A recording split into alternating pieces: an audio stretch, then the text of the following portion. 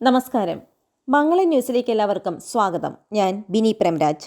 ഗാസയിൽ ഇസ്രായേൽ സൈന്യം ആളുമാറി വെടിവെച്ച് കൊന്ന ഇസ്രായേലി തടവുകാർ വെടിയേൽക്കുമ്പോൾ കയ്യിൽ വെളുത്ത തുണി ഉയർത്തി കാണിച്ചിരുന്നതായി വെളിപ്പെടുത്തൽ.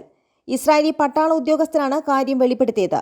വെള്ള തുണി ഉയർത്തി കാണിച്ചും വെടിയുതിർത്തുമെന്നത് തങ്ങളുടെ നിയമങ്ങൾക്ക് വിരുദ്ധമാണെന്നും സംഭവത്തിൽ ഉന്നതതല അന്വേഷണം നടക്കുന്നുണ്ടെന്നും പട്ടാള ഉദ്യോഗസ്ഥർ പറയുന്നു.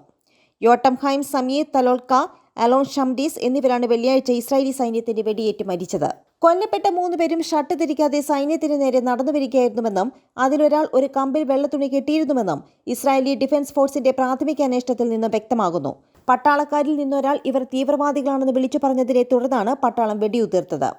കേവലം 10 മീറ്റർ ദൂരത്ത് മാത്രമായിരുന്നു ഇവർ. 2 പേർ സംഭവസ്ഥലത്ത് തന്നെ മരിച്ചു. ഒരാൾക്ക് പരിക്ക് പറ്റുകയാണ് ആദ്യം സംഭവിച്ചത്. അവർ ഹിബ്രു ഭാഷയിൽ സഹായം ആവശ്യപ്പെട്ടപ്പോൾ സൈന്യത്തിന് വെടിനിർത്തൽ നിർദ്ദേശം നൽകിയിരുന്നെങ്കിലും പരിക്കേറ്റ വ്യക്തിയും പിന്നീട് മരിച്ചു. ഇവരുടെ കൂടെ പുറത്തിറങ്ങിയ തായ് തടവുകാരൻ വിജയൻ തെംതോങ് ഇവരോടൊപ്പം തന്നെ ഉണ്ടായിരുന്നു.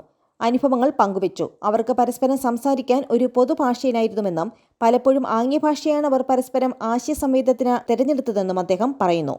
50 ദിവസമാണ് അവർ ഒരുമിച്ചുണ്ടായിരുന്നത്. മരണവാർത്തയറിഞ്ഞ് ഞെട്ടലുണ്ടായെന്നും ഏറെ വേദനിപ്പിച്ചെന്നും വിജയൻ തെംതോങ് പറയുന്നു.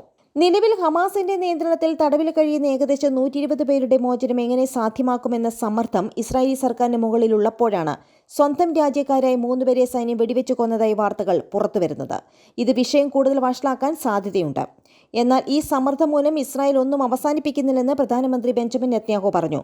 പട്ടാളത്തിന് മുകളിലുള്ള സമ്മർദ്ദം തടവിലാക്കപ്പെട്ടവരെ തിരിച്ചു കൊണ്ടുവരാൻ മാത്രമല്ല, ഇപ്പോൾ നടക്കുന്ന യുദ്ധത്തിൽ വിജയം കൈവരിക്കുന്നതിലും പ്രധാനമാണെന്ന് നെതന്യാഹു പറയുന്നു. അതേസമയം മധ്യസ്ഥ ചർച്ചകൾക്ക് വന്നവരോട് ഞങ്ങൾക്കെതിരെ നടക്കുന്ന ആക്രമണങ്ങൾ അവസാനിപ്പിക്കാതെ തടവുകാരെ വിട്ടയക്കുന്ന കാര്യം പരിഗണിക്കില്ല എന്നാണ് ഹമാസ് അറിയിച്ചിരിക്കുന്നത്. ഇടക്കാല വെടിനിർത്തൽ അവസാനിപ്പിച്ചതു മുതൽ കൂടുതൽ ബന്ദികളെ മോചിപ്പിക്കണമെന്ന ആവശ്യം വളരെ കാര്യമായി തന്നെ ജനങ്ങളുടെ ഭാഗത്ത് നിന്നുണ്ടാകുന്നുണ്ട്. 100 പേരെയാണ് വെടിനിർത്തൽ സമയത്ത് ഹമാസ് മോചിപ്പിച്ചത്. പകരം ഇസ്രായേലി ജയിലുകളിലുള്ള പാലസ്തീനികളും മോചിപ്പിക്കപ്പെട്ടു. ഞങ്ങൾക്ക് നേരെയുള്ള എല്ലാ തരത്തിലുള്ള അതിക്രമങ്ങളും അവസാനിപ്പിച്ചാൽ മാത്രമേ ബന്ദികളെ മോചിപ്പിക്കൂ എന്ന് ഹമാസ് ഉറപ്പിച്ചു പറഞ്ഞിരുന്നു. എന്നാൽ ഹമാസിനെ പൂർണ്ണമായി ഇല്ലാതാക്കുക എന്നതാണ് തങ്ങളുടെ ലക്ഷ്യമെന്ന് ഇസ്രായേലും പ്രഖ്യാപിച്ചിട്ടുണ്ട്. എങ്ങനെ ഒരു സമവായമുണ്ടാകും എന്നതാണ് ചോദ്യം.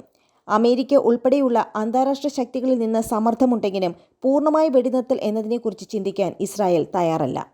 നന്ദി, നമസ്കാരം.